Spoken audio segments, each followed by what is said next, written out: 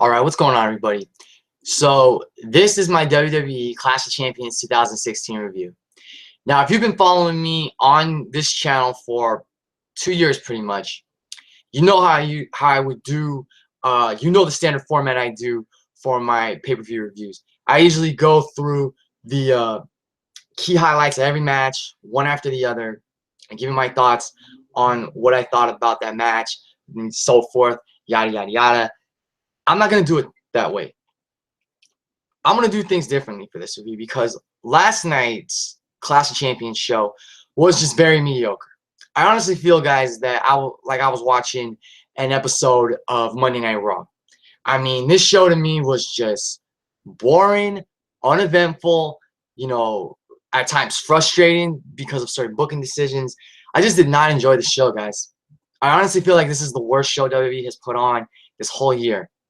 And that's saying a lot when you consider other shows that I really didn't enjoy, like Roadblock and Fastlane.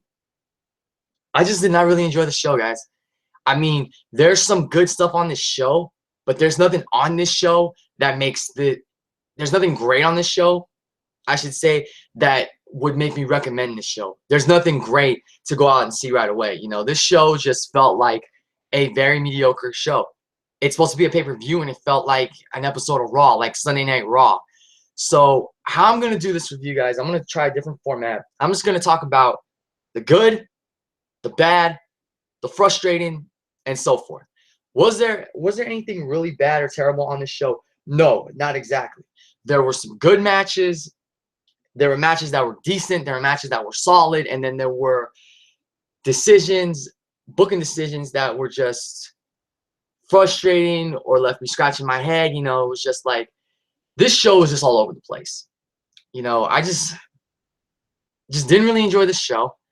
I feel like I could have skipped this show and I wouldn't have missed anything, excuse me.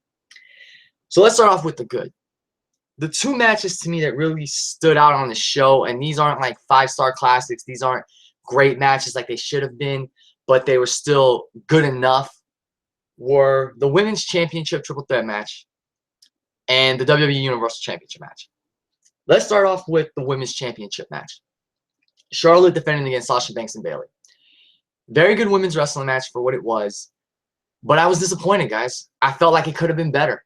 I felt like it could have been a great match, especially considering that you have 3/4 of the horsewomen in this match. You know, I don't know what it was. I don't know if it was the pacing of this match. I don't know, but this match just was not as great as I was hoping it would have been.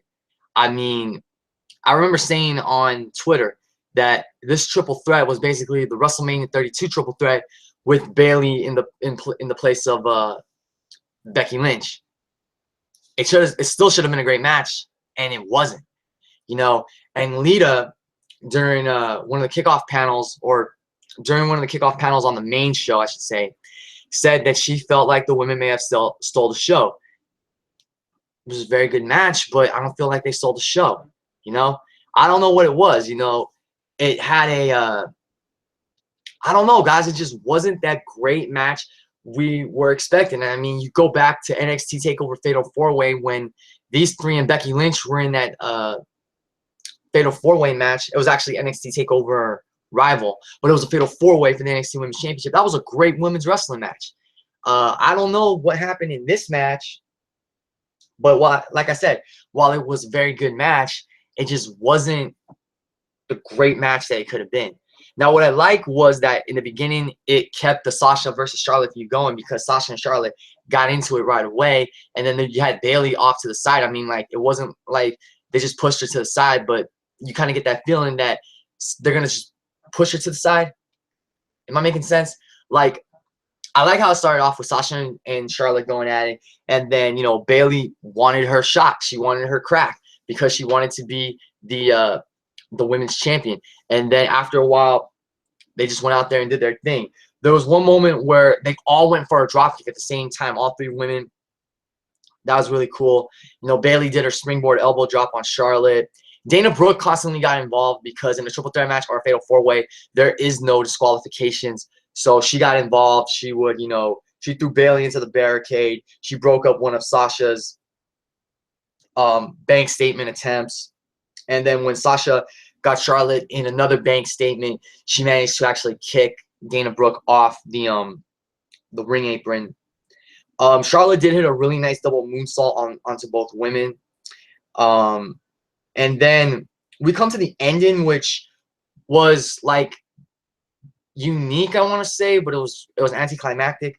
So basically, Bayley goes for a sunset flip on Charlotte, but Charlotte grabs Sasha by the hair because Sasha's trying to get back into the ring. She's on the ring apron, and then Charlotte manages to kick Bayley into Sasha, and then Charlotte just lays out Bayley with a big boot and scores the 1-2-3 to retain the women's championship. So very anticlimactic ending. Like I said, the match was very good, but it just wasn't as great as it could have been, considering the caliber of women's wrestlers in this match. But I'm seeing the I keep saying Sasha Bayley, excuse me. I see the Sasha-Charlotte feud continuing, definitely going into the Hell in a Cell pay-per-view next month in Boston, which is, of course, the home of the boss, Sasha Banks. So if they're saving, like, I didn't even think Charlotte was going to lose a championship last night at Clash of Champions, but if they're saving a title change, it's going to most likely happen at Hell in a Cell, which would be fitting because it is in Sasha's hometown of Boston. And if WWE wanted to really, really stir the pot or make Hell in a Cell a must-see pay-per-view, they would take a huge chance. They would just say, screw it, let's go for it, and put Sasha and Charlotte inside Hell in a Cell for the Women's Championship. That's a match that is fitting of Hell in a Cell. It would be the first time ever in the history of the WWE that women have headlined a Hell in a Cell match. I love to see it. It's a long shot. I like to see it. I know Daniel Garza and the Lexman have been advocating for it for the past couple of days. We'll see what happens. But I am going to give kudos to all three women in this match for giving it their all. Maybe this should have been a fatal four-way with Dana Brooke. Who knows? But like I said, it was very good for what it was. Bayley, she'll probably feud with a returning Paige or with Dana Brooke again. Who knows? But if we do Sasha, they'll most likely do Sasha and Charlotte at a Hell in a Cell. And if they do that, and they do it inside Hell in a Cell, that'd be groundbreaking. I mean, think about it. 1 year ago, Sasha and Bayley, first ever, Iron Woman match. They main evented NXT TakeOver Respect. How awesome would it be for Sasha Banks to add another notch to her belt by being in the first ever women's Hell in a Cell match? Hell, having her and Charlotte main event the Hell in a Cell pay-per-view inside Hell in a Cell for the Women's Championship. That'd be crazy. Like I said, it's a long shot, but if WWE actually pulls the trigger and goes with it, that's awesome. I mean, that's a great way to promote Hell in a Cell. We'll see what happens. But like I said, I'm going to give all three women kudos for their efforts in this match. It just wasn't the great match we were hoping. I think maybe we got our hopes up high with how awesome the women's triple threat at WrestleMania was. And, the awesome Fatal 4-Way last year from NXT TakeOver Rival. So we'll see how things play out. Now, the other very good match on this card was, like I said, the Universal Championship match between Kevin Owens and Seth Rollins. But again, this was another case of a match that should have been great and just wasn't great. It was very good, but it wasn't great. And I even said this on Twitter. When you look at it, if you've been an independent wrestling fan for many years and Kevin Owens and Seth Rollins, it's basically Kevin Steen and Tyler Black main eventing a WWE pay-per-view. So you would have thought that their first time facing off in a WWE main event on a WWE pay-per-view, they would have tore the house down with this awesome match, and it just wasn't that. It was boring at times. It was slow. Kevin Owens, however, deserves a ton of credit for how he played the heel in this match. There was one point where he backdropped Seth Rollins over the top rope, and Seth kind of had somewhat of a nasty landing, not too bad. And then Kevin Owens was being all sarcastic, and he's like, oh, is he all right? Is he okay? I hope he's okay. And then seconds later, he just drops a flying elbow off that ring apron, which is great. Kevin Owens is one of the best heels on the main roster right now. I mean, at this point in the show, guys, I just stopped taking notes on my phone and just said, screw it. I'm not going to do my usual format. I'm just going to review it in a different way. I'm just going to talk about the good, the bad, the ugly, and so forth. And there's no real ugly on this card. There's no real bad on this card either. There's just some decent, solid, and there's some frustrating. You know what I'm saying? So, I mean, I did like when Owens teased the package pile driver, and then he got Rollins into position for it later on in the match, but he did that like sit down underhook slam move. And then what I really liked was at different points in the match. Well, okay, so first Kevin Owens has Seth Rollins on a Spanish announce table, which Rollins started, tearing apart earlier on in the match. And the referee was trying to get Kevin Owens off the table because Owens wanted to put Rollins to the table. And Owens basically told the ref and Seth Rollins to suck it. And then he went for the running senton splash, but he missed and he went through the table. That was still a really cool spot. And then later on in the match, Rollins told Owens to suck it, and he hit him with the pedigree. Now I want to ask this question. Seth Rollins is feuding with Triple H. He does not like Triple H. Triple H clearly screwed him out of the Universal Championship. Why in the hell is Seth Rollins still using the pedigree? That is Triple H's finisher. What is he trying to do? Send a message to Triple H by using that finisher? That doesn't make sense, but that's typical WWE logic. Why is Seth Rollins using the finisher of the guy that screwed him out of the Universal Championship weeks ago? I don't get it. You know what I'm saying? But that's basic WWE logic. You know what I'm saying? I personally want to see Rollins have the curb stomp, reinstated. I would love for WWE to reinstate the curb stomp so that he can use that against Triple H when they eventually face off, hopefully at WrestleMania 33. He also was using the vertebraker at a couple of house shows. Why not? Why can't he use that move as his finisher? I mean, why is Seth Rollins still using the pedigree? Can someone explain that to me? Because if not, that's just basic WWE logic. And then the end of this match, guys, Chris Jericho comes out. He gets involved. Kevin Owens goes for the pop-up powerbomb.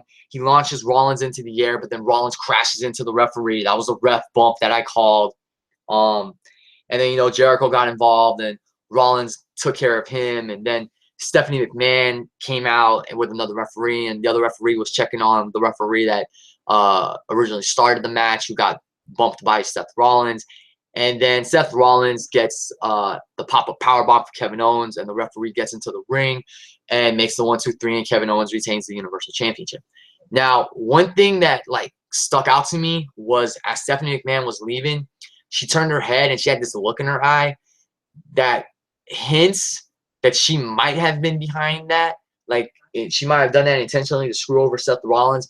And the thing is, on WWE.com and on YouTube, there's an exclusive video of her meeting up with Triple H in the limousine. And the way I'm interpreting that is that maybe Stephanie was knowledgeable of Triple H interfering all along. Which, if that's the case, I really hope, guys, this does not mean the Authority's coming back. Please do not bring the Authority back. I have this video I'm going to do later in the week or next week, whenever, with Tommy CB, where we're going to talk about this whole thing with Triple H choosing Kevin Owens as his new golden boy, his new chosen one, and how it could lead to something big. But for the love of God, do not if Stephanie reveals that she was behind this all along and she was in cahoots with Triple H, do not let this be another Authority reunion, please. The Authority is so old at this point. It's and speaking of the Authority, where was Triple H? Yes, he showed up after the pay-per-view, but why did he not get involved during the pay-per-view? I don't get it. That doesn't continue the whole.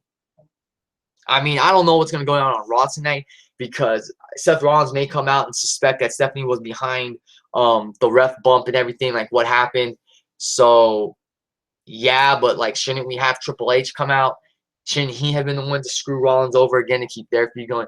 I don't know, guys. It's just these are the kind of booking decisions with WWE that this didn't frustrate me, but I'm just saying in general, it's decisions like that frustrate me with Raw. I don't want to say SmackDown, because SmackDown's doing a superior job, but it's that's the kind of booking on Raw that irritates me.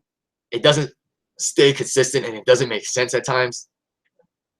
So I don't know if Owens and Rollins are going to get a rematch, or going to have a rematch at Hell in a Cell. If they do, it shouldn't be a Hell in a Cell match.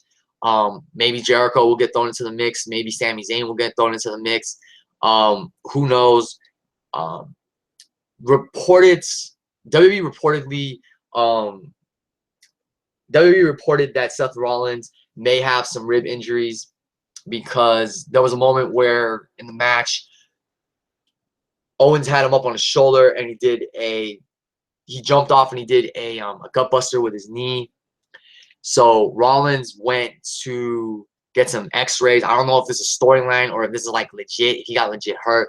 So we'll see how things play out with that. But I did like Kevin Owens' heel work throughout the match, especially when he was feigning concern for Seth Rollins after he backdropped him onto the outside. And then him and Seth telling one another to suck it, doing the DX crotch chop. That was really cool. So, kudos to WWE for having that happen. If they do have a rematch at Hell in a Cell, I hope it's better than this match. Like I said, this match was very good, but it just wasn't what I was hoping for. I thought they would have put on a hell of a match, being the first time they've main evented against each other in the WWE, and it just didn't happen. So we'll see where everything goes from there. I just hope there's this huge payoff with Triple H and Kevin Owens and Seth Rollins, because obviously it looks like we're getting Triple H and Seth Rollins at WrestleMania, but the whole thing with Triple H and Kevin Owens, I want that to lead to something huge. And I'll talk more about that in the video I do with Tommy CV later in the week, or like I said, next week. But I have a lot of great ideas for that, because, I mean, that could really be like a changing of the guard, a huge revolution on Raw. But I'll save all of those ideas for when I get to that video. As far as the rest of the show goes, guys, the opener was solid for the Tag Team Championships. I really like how Gallows and Anderson just came out guns blazing, and they just took out the New Day like within seconds of the match. Gallows lays out Big E with a huge lariat. Anderson hits a running Liger bomb to Kofi. Gallows also takes down Xavier Woods with a big boot, I believe. I mean, I really liked that aggression, that viciousness we saw from Gallows and Anderson. I feel like they needed it, especially after all those old fart gimmicks and the old day gimmicks, the retirement specialist gimmicks. And when I saw that happen, I was thinking to myself, like, oh my God, what if Gallows and Anderson squash the New Day to win the championships? That would be awesome. I think that would be huge toward restoring their credibility on the main roster. And it didn't happen. Basically, in the end, you had Big E, who hit the big ending on Karl Anderson, but Luke Gallows broke it up.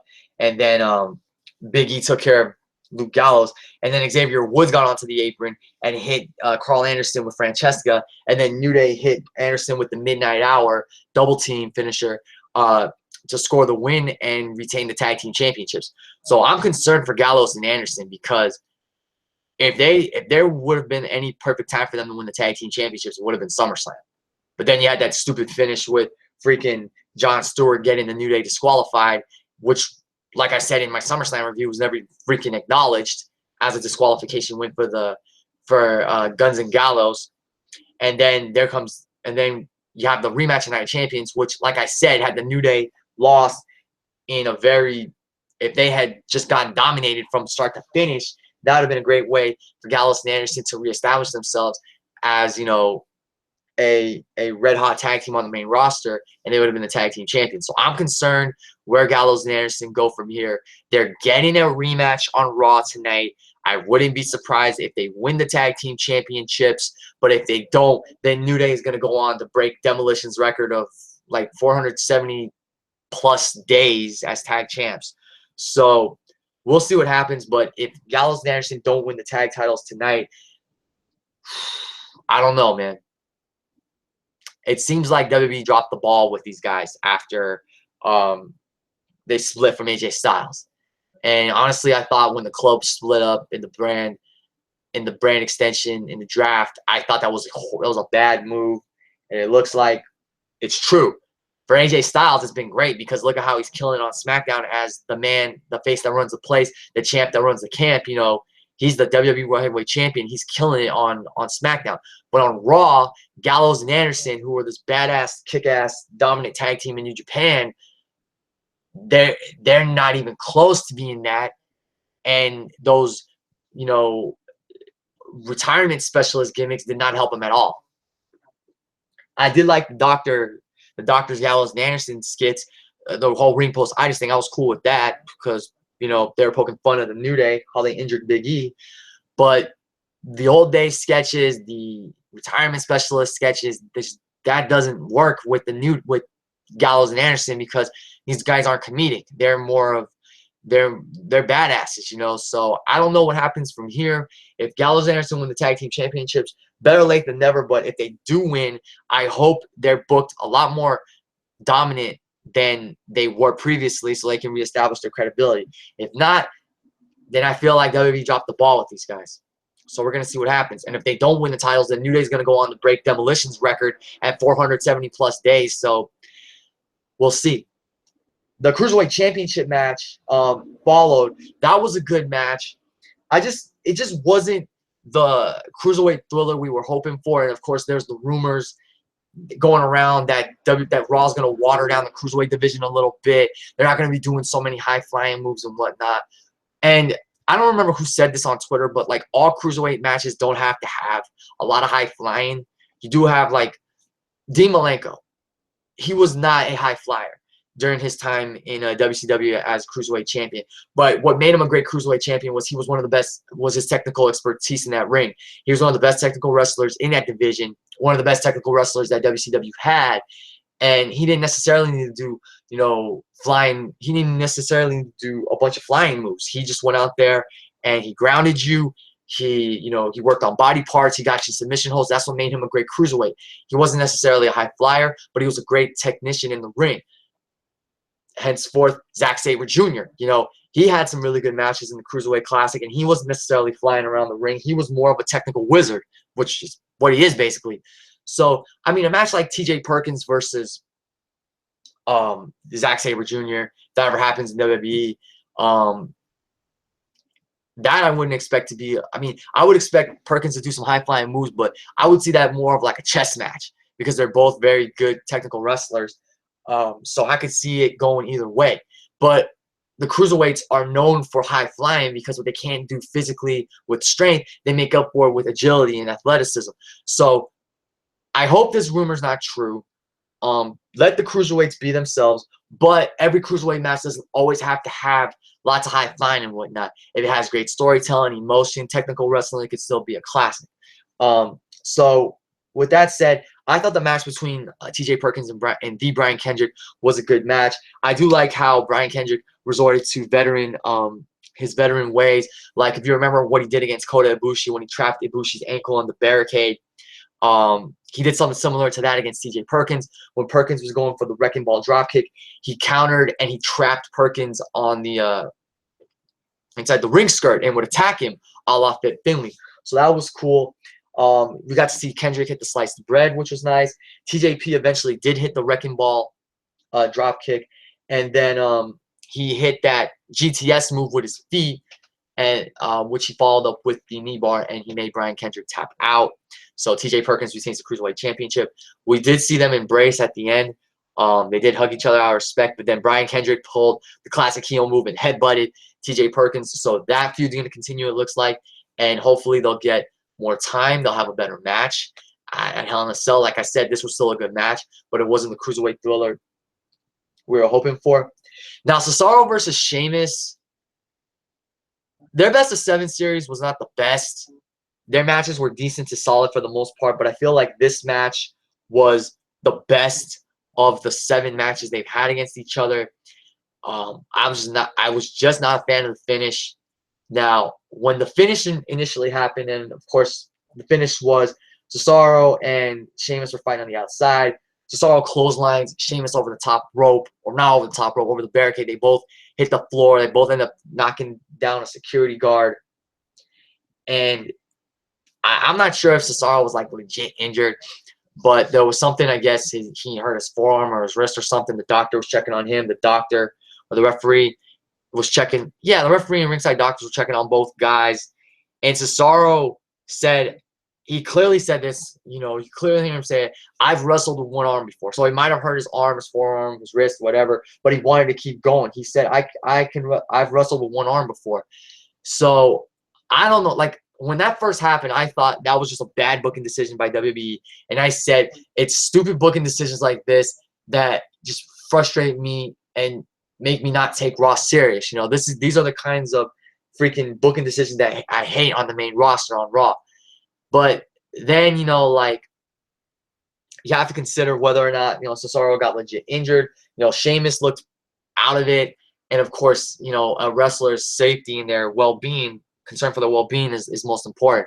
And the fans wanted to see Cesaro and Sheamus still fight because they didn't know if that was legit or if that was part of the planned finish or what.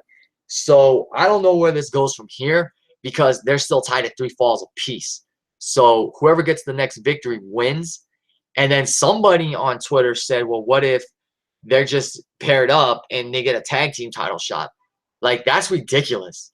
Cesaro deserves a World Heavyweight Championship shot, so, or Universal Championship shot. So we'll see what happens. But like I said, guys, up until the end, this was a good match. It was probably the best match of their best of 7 series. And what I liked was that early on in the match, they did something very different. Each of them pulled out a move that they had never done before. You know, Cesaro hit a nice senton off of the ring apron to the outside, a la Rey Mysterio, which is very ironic because later in the match, he did a 619 or a modified 619, which was really cool. I mean, who'd have thought Cesaro would do a 619? And then Sheamus hit some kind of running, spinning heel kick in the corner, which you never see Sheamus do that. So that was unique. I got to give him props for trying to do something different in the match. But yeah, guys, it was just like when that ending happened, I was so pissed off because they didn't give us a decisive winner. I was like, they couldn't give us a decisive winner. Like, both guys had to look strong like that. And I said, that's why I can't take Raw serious. And when I get so frustrated with the show, it's typical WWE booking. So we'll see how this plays out. You know, because this is probably one of the only things worth tuning in to Raw to see how this best of 7 series concludes. What's going to happen? I mean, are they going to hold it off until Hell in a Cell? Or are they going to have, like, the final match on Raw tonight or in a week or two? Like, give them a chance to prepare? I don't know. So, we'll see what happens. You had Sami Zayn versus Chris Jericho after that, and you would think this match would have been great. And it just was... It was just dull. It was solid, but it wasn't as great as I thought it could have been. And to top it all off, Chris Jericho gets the win with the code breaker. You know, I didn't like that only because I wanted Sami Zayn to win, because if Sami Zayn is going to challenge Kevin Owens for the WWE Universal Championship at Survivor Series in Toronto, you want to build Sami Zayn up. You want to make him strong and make him a credible challenger. You know, he's been directionless, unfortunately, since beating Kevin Owens at Battleground. You know, I keep bringing up the fact that he was in the freaking pre-show with Neville teaming up against the Dudley Boys, and he should have been on the main card. You know, it's just, I hate this, man. It's just like, it so pissed me off. And it's like, it's nothing against Jericho. It's just like, I wanted Zayn to win, and he lost to Jericho. And it was a solid match. You know, there were a couple times in the match where Jericho looked beaten and he kicked out. It's just like, why did you give the win to Jericho? Like, if he's going to be in the world title picture at Hell in a Cell, I understand. But still, why not give it to one of your beloved stars like Sami Zayn? I feel like they just keep dropping the ball with Sami Zayn. They have no direction for him. And this is not going to benefit him if he's supposed to challenge Owens for the Universal Championship at Survivor Series in Toronto. So that match was solid for what it was, but I was disappointed with it because I thought it was a little slow and it could have been better. And then you have last match I'm going to talk about before I end this review, the United States Championship match, you know, between Rusev and Roman Reigns. And this was decent for what it was, but this was boring and slow, and it didn't really pick up until the end when Roman hit the spear on Rusev, and it looked like he was going to pin Rusev there, and then Lana pulled the referee out of the ring. And like I said on Twitter, and like I told Daniel Gaiza and Brandon on Twitter, Lana was the only good thing about this match. The match itself was decent, but it was boring. It was just like, you know, like I didn't care at one point. So Lana got ejected, and then Roman took over. He had 2 drive-bys onto Rusev, including one by the announcer's table. And then when they got back into the ring, he went for the spear. Rusev hit him with a super kick, got him in the accolade, and Roman managed to power out. And then after all that, Roman hit the spear, and he covered Rusev for the 1-2-3, and he won the United States Championship.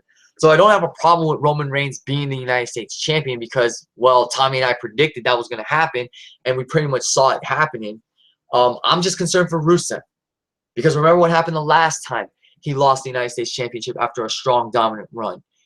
He lost 2 more times to John Cena, and then he lost a bunch of other matches on the main roster. He was paired up with Summer Rae. He was in that feud with Dolph Ziggler. And then he went back to Lana when news broke about him and her being engaged.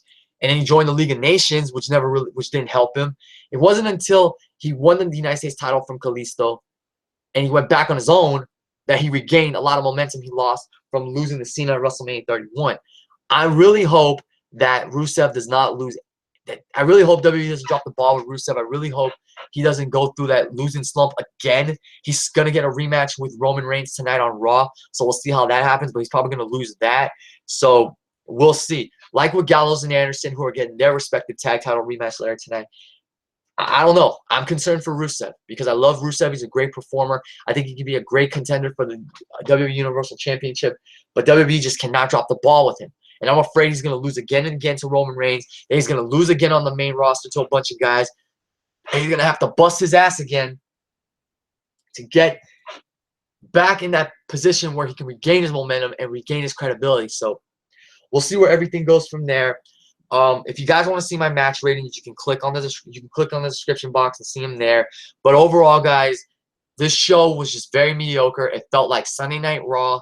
It didn't feel like a pay-per-view. It didn't leave me excited for Monday Night Raw. It didn't have that hook that's going to make me tune into Monday Night Raw. I'm not watching Raw tonight because I feel like I watched it last night with Clash of Champions. So, like I said, if you want to see my match ratings, they're in the description box. But overall, I'm giving Clash of Champions 4.75 out of 10. That's the lowest pay-per-view score or the lowest rating I've given a pay-per-view since Battleground 2014. And that show was just horrible. That show was just very mediocre. It was just terrible. I hated it. And the same thing here. And I might sound harsh giving it a 4.75 out of 10. You could argue for a 5 or maybe a 5.25.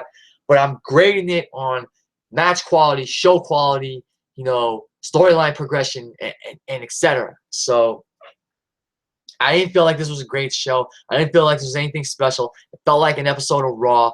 You know, there was some good stuff on here, but nothing great. Nothing really to recommend. So, yeah, I gave Clash of Champions 2016 a 4.75 out of 10. In my opinion, the worst show of the year. The worst pay-per-view I've seen since Battleground 2014 because I rarely give out 4.75. I rarely give out a score or rating of 4.75. So, yeah. I mean, that just goes to show you. I mean, we're all entitled to our opinion. I just did not enjoy this show. Like I said, certain booking decisions I was not a fan of. And I just, yeah, I mean, like I felt like I was watching Monday Night Raw instead of a pay-per-view. And I even tweeted this. You know, it's shows like this with booking decisions, like I mentioned, that make me a SmackDown guy because SmackDown does it right. I tweeted that and I sent it to Daniel Bryan and Shane McMahon. I said, the Clash of Champions was a very mediocre show. No point watching Monday Night Raw at all. That's why I'm a SmackDown guy. So I'm just going to end the review here, guys. I have really nothing else to say positive about this show. I'm just going to watch the highlights on YouTube and see what I missed because I probably am not going to miss anything noteworthy. So that does it for my review, guys. Leave your comments down below and tell me what you thought of the show. Did you like it? Did you think it was another episode of Raw? Would you call it Sunday Night Raw? Was it in the middle? Did you think it was mediocre? Etc. etc. Don't forget to like and subscribe. Like this video and subscribe to my channel. Make sure to go back and check out some of my other content. And tell me what you thought about this format, guys. Because as you see, I did mention some highlights, but I did it in a completely different manner. And I feel like this just went a lot smoother than it would have been had I reviewed it the normal way where I go through every single highlight piece by piece. You know what I'm saying? So thanks guys for watching and listening. This is Rob Kenobi signing off, and I'll see you all later. Have a nice evening.